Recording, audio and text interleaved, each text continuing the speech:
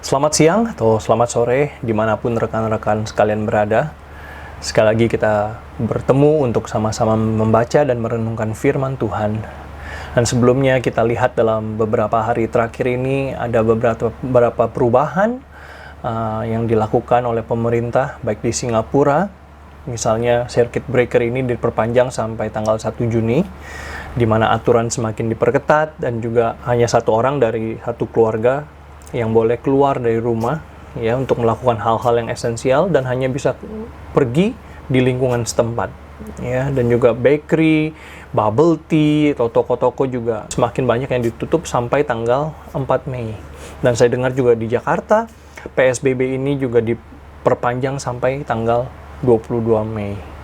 Ya, suasana seperti ini tentunya bukan suatu yang mengenakan buat kita. Mungkin kita makin gelisah, bikin kita semakin suntuk, sumpek di rumah, ya. Seperti yang saya bagikan di renungan sebelumnya, bahwa kita harus menggunakan renggut kesempatan ini untuk beristirahat kah, untuk menikmati waktu berkualitas bersama dengan keluarga, atau juga yang terpenting lagi adalah untuk mendekatkan diri kepada Tuhan. Nah, di masa-masa seperti ini mungkin banyak orang akan memberikan nasihat untuk kita bisa beristirahat, ya, menggunakan waktu istirahat karena ada waktu luang. Tapi hari ini saya mau mengingatkan satu hal, ada satu konsep istirahat yang paling penting, yang semua orang di dunia ini harus mengetahui. Ya, nah, itu sebabnya renungan hari ini saya beri judul Istirahat Sejati. Saya ambil dari Ibrani pasal 4 ayat 1-6. Saya bacakan untuk kita sekalian. Sebab itu baiklah kita waspada, supaya jangan ada seorang di antara kamu yang dianggap ketinggalan, sekalipun janji akan masuk ke dalam perhentiannya masih berlaku. Karena kepada kita diberitakan juga kabar kesukaan, sama seperti kepada mereka. Tetapi firman pemberitaan itu tidak berguna bagi mereka, karena tidak bertumbuh bersama-sama oleh iman dengan mereka yang mendengarnya. Sebab kita yang beriman akan masuk ke tempat perhentian itu, seperti yang ia katakan, sehingga aku bersumpah dalam murkaku, mereka takkan masuk ke tempat perhentianku, sekalipun pekerjaannya sudah selesai sejak dunia dijadikan. Sebab tentang hari ketujuh pernah dikatakan di dalam suatu nas, dan Allah berhenti pada hari ketujuh dari segala pekerjaannya.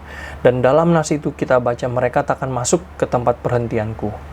Jadi sudah jelas bahwa ada sejumlah orang akan masuk ke tempat perhentian itu, sedangkan mereka yang kepadanya lebih dahulu diberitakan kabar kesukaan itu tidak masuk karena ketidaktaatan mereka. Demikianlah pembacaan firman Tuhan. Berbahagialah setiap orang yang mendengar, membaca, dan merenungkan firman Tuhan dan mentaatinya di dalam kehidupan sehari-hari. Mari kita berdoa sekali lagi, mohon pertolongan dan bimbingan dari Tuhan. Mari kita berdoa. Bapa, tolong kami supaya kami benar-benar mengerti apa yang menjadi firman-Mu, khususnya peringatan yang Kau berikan melalui kitab Ibrani ini. Dan kiranya kami boleh hidup seturut dengan kehendak-Mu, mengindahkan apa yang menjadi peringatan dan nasihat dari firman Tuhan. Dan kami boleh mentaatinya, dan kami boleh kedapatan setia sampai akhir, di mana Tuhan boleh menyambut kami ya Tuhan di dalam perhentian-Mu yang penuh. Berbicaralah kepada kami ya Tuhan. Pakailah hamba-Mu di tengah keterbatasan dan kelemahannya. Engkau kiranya pakai dengan leluasa, sesuai dengan kehendak, sesuai dengan kemurahan hati-Mu, dan juga sesuai dengan kehendak-Mu terjadi bagi kami semua. Di dalam nama Tuhan Yesus kami berdoa dan bersyukur. Amin. Ya, rekan-rekan sekalian, firman yang baru tadi kita baca dimulai dengan satu nasihat yang berupa peringatan. Baiklah kita waspada supaya jangan ada seorang di antara kamu yang dianggap ketinggalan, sekalipun janji akan masuk ke dalam perhentiannya masih berlaku. Apa maksudnya masih berlaku di sini? Jadi firman ini diberitakan melalui penulis kitab Ibrani ini dengan merujuk kepada bangsa Israel yang ketika mereka keluar dari tanah Mesir, mereka kemudian melalui padang gurun. Tetapi di padang gurun itu ada orang-orang yang dikutuk oleh Allah. Ya, sehingga mereka berputar-putar di padang gurun selama 40 tahun dan mereka tidak sampai masuk ke dalam tanah perjanjian. Mereka mati di padang gurun dan mereka tidak menemukan peristirahatan, tidak menemukan perhentian dari Allah. Ya. Kenapa? Karena mereka tidak beriman dan tidak taat kepada Tuhan. Kitab Keluaran, kitab Imamat, Bilangan, Ulangan menceritakan bagaimana mereka terus-menerus mendambakan, membanding-bandingkan dengan hidup mereka di tanah Mesir yang mereka rasa lebih baik daripada mengikut Tuhan. Ya. Mereka bisa makan daging, bisa makan ikan, bisa makan puas, sedangkan di padang gurun mereka harus hidup lebih susah. Ya, sekalipun Tuhan udah memberikan mana, sekalipun Tuhan udah memberikan burung puyuh, sekalipun Tuhan memberikan mereka air yang segar, tapi mereka terus bersungut-sungut. Dan puncaknya adalah ketika mereka menolak berperang melawan orang Kanaan, menolak untuk masuk ke dalam tanah Kanaan. Kenapa? Karena mereka merasa kecil, mereka merasa seperti belalang ya di hadapan orang-orang Kanaan yang badannya besar-besar. Dari 12 orang pengintai yang diutus oleh Musa, hanya 2 orang yang taat dan beriman kepada Tuhan, hanya Yosua dan Kaleb. Sehingga di antara orang-orang dewasa yang keluar dari tanah Mesir, hanya 1 orang dewasa yang boleh masuk ke tanah perjanjian, yaitu Kaleb. Sisanya mati di padang gurun. Jadi yang masuk ke tanah perjanjian itu adalah orang-orang yang lahir di padang gurun atau mereka yang masih kecil keluar dari tanah Mesir.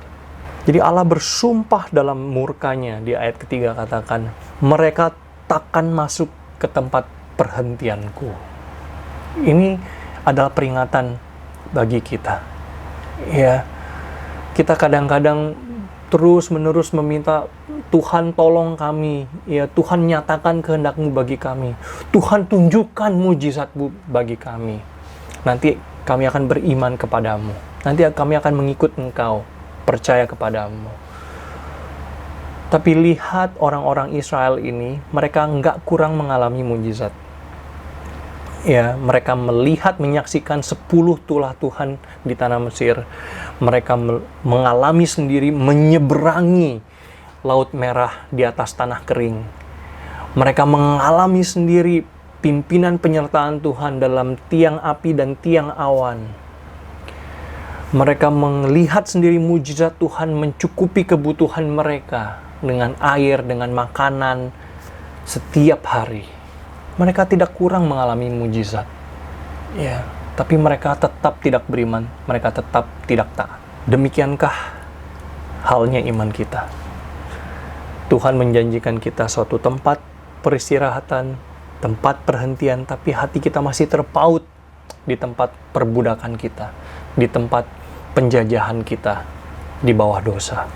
Tanah perjanjian yang Tuhan janjikan kepada umat Israel pada waktu itu, tanah Kanaan, itu adalah tempat perhentian yang dijanjikan Allah, ya, di mana mereka mengalami perhentian dari perbudakan di Mesir, mengalami perhentian dari perjalanan yang melelahkan di padang gurun, ya, tempat di mana tidak ada lagi perbudakan, tidak ada lagi penindasan. Mereka bisa bebas beribadah kepada Allah, mereka bisa bebas hidup di bawah anugerah Allah, di bawah perlindungan Allah.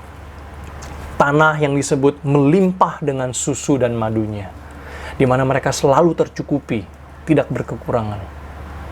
Ya. Tapi ingat bahwa ini adalah tanah perjanjian. Ya, yang namanya perjanjian atau covenant itu adalah perjanjian antara dua belah pihak.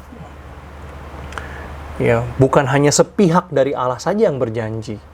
Ya, tetapi umat Israel itu akan menerima janji Allah asalkan mereka setia, nggak menyembah Allah-Allah lain, berhala lain. Dan seringkali berhala ini bukan hanya patung yang kelihatan, tetapi berhala itu adalah hal-hal baik yang Tuhan berikan kepada kita. Kesuksesan, harta, kekayaan, kepintaran, kecantikan, ya, popularitas, relasi yang baik dengan orang lain. Tetapi hal-hal baik ini seringkali kita salah gunakan, malah kita jadikan pusat hidup. Bukan Allah lagi yang menjadi pusat hidup kita. Malah hal-hal baik yang Tuhan berikan kepada kita itu jadi pusat hidup. Nah, ini yang namanya berhala.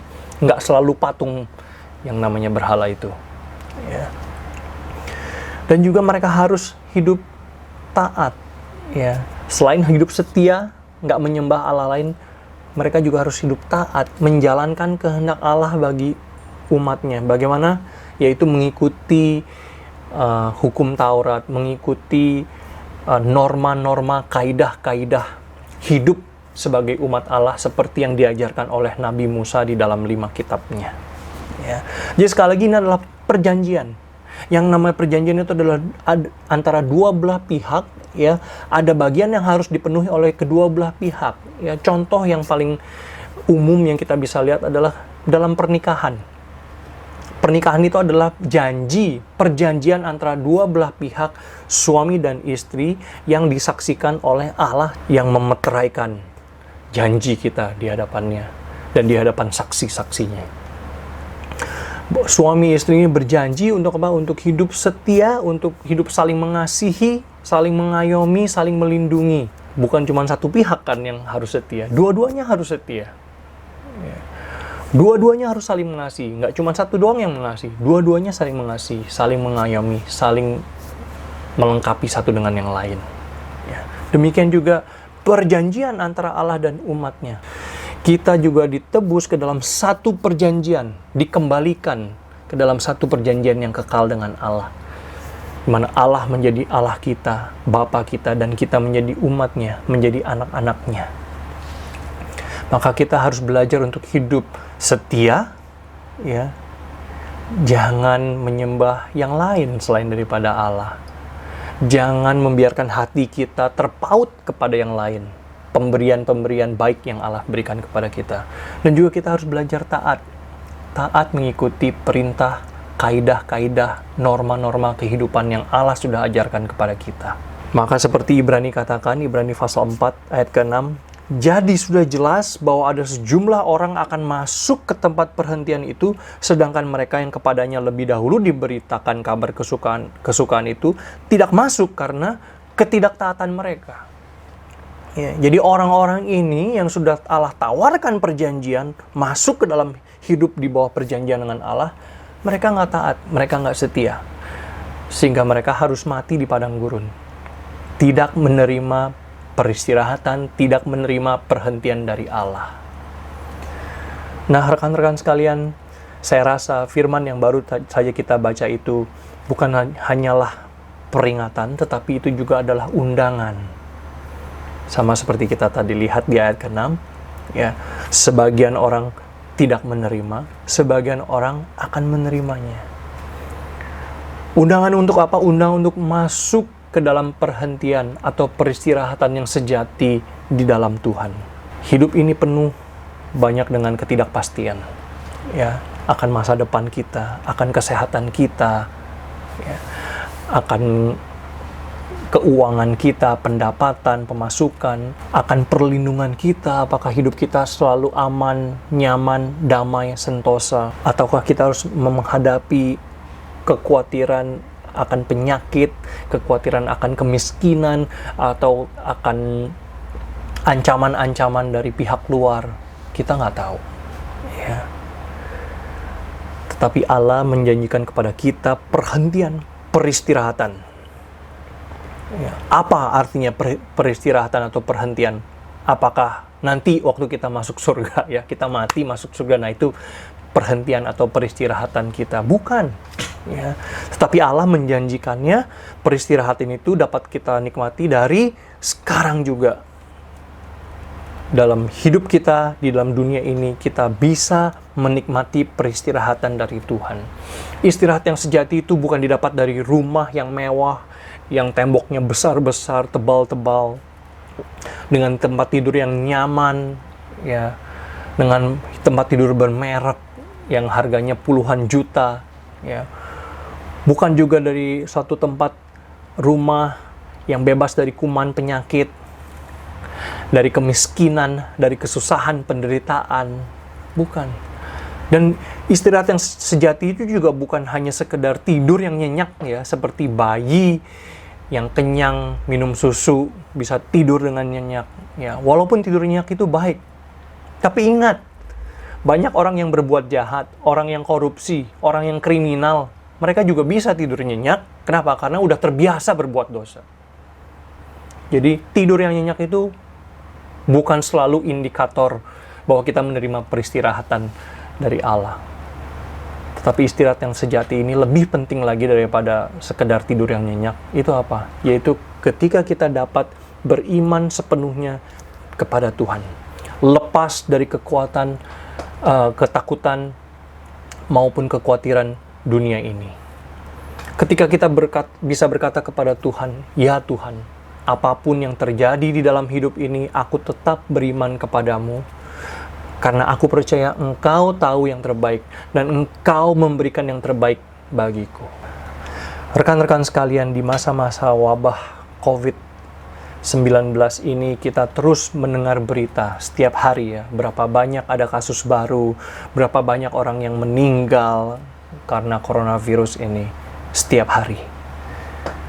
Belum lagi kita mendengar berita berapa banyak ada karyawan-karyawan yang dipecat atau menerima potongan gaji. Ada berapa banyak perusahaan yang gulung tikar bangkrut karena nggak bisa melanjutkan bisnisnya. Ada berapa orang yang kemudian kemiskinan, kelaparan, sampai akhirnya ada yang meninggal karena nggak bisa makan di tengah-tengah wabah ini. Hidup ini penuh dengan ketidakpastian. Tetapi ini masa-masa yang sulit, ini menjadi ujian yang memurnikan iman kita. Siapakah objek iman kita sebenarnya? Apakah kita benar-benar menyembah Allah yang hidup? Ataukah kita sebenarnya menyembah pemberian baik dari Allah? Kesehatan kita, kekayaankah, kesuksesankah, kepandaiankah, kenyamanan hidup kita, keamanan kita, atau relasi kita yang baik dengan orang lain. Ya, ini semua pemberian yang baik dari Allah. Tetapi jangan sampai ini menjadi berhala dan kita bukannya menyembah Allah, malah menjadikan pemberian-pemberian Allah ini sebagai pusat hidup kita.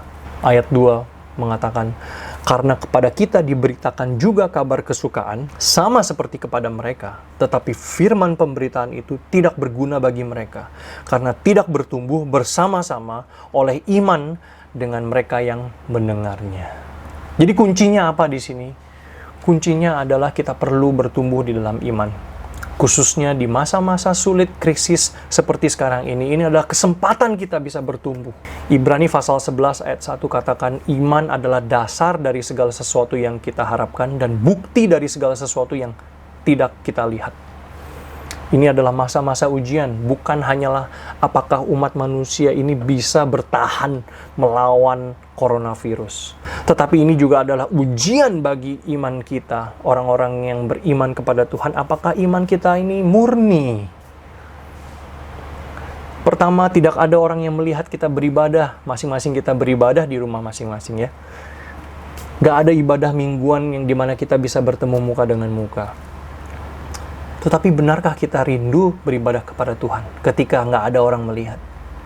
Apakah kita benar-benar mau menyembah Allah? Allah yang hidup, yang tidak kelihatan itu? Ataukah itu hanya rutinitas? Ya, saya harus pergi bersama keluarga, pergi menemani orang tua, atau pergi bersama anak-anak saya. Di masa-masa ini juga pemasukan dan penghidupan kita sedikit banyak terpengaruh. Ya, pendapatan kita mungkin berkurang. Ya, kenyamanan kita juga berkurang. Hiburan juga ini aja, nggak bisa keluar rumah. Di manakah kita menaruh pengharapan dan juga sukacita kita? Apakah kita menaruhnya di dalam kekayaan kita? Ya, di dalam kenyamanan di rumah kita, atau di dalam kenyamanan dalam relasi kita dengan orang-orang di sekeliling? Ataukah kita menaruhnya, meletakkannya benar-benar di dalam Tuhan saja yang bisa memberikan kita sukacita yang sejati itu. Nah, rekan-rekan sekalian, kiranya melalui firman Tuhan hari ini kita diingatkan siapakah yang menjadi objek iman kita yang sejati, dan apakah kita sudah menemukan peristirahatan, perhentian yang sejati di dalam Tuhan. Kiranya Tuhan menolong kita untuk menemukan bukan hanya istirahat secara fisik, di masa-masa PSBB atau circuit breaker ini. Tetapi lebih daripada itu, kita menemukan peristirahatan yang sejati di dalam Tuhan ketika kita benar-benar mempautkan iman kita di atas dasar yang kekal, dasar yang kokoh, yaitu di dalam Tuhan saja. Tuhan memberkati.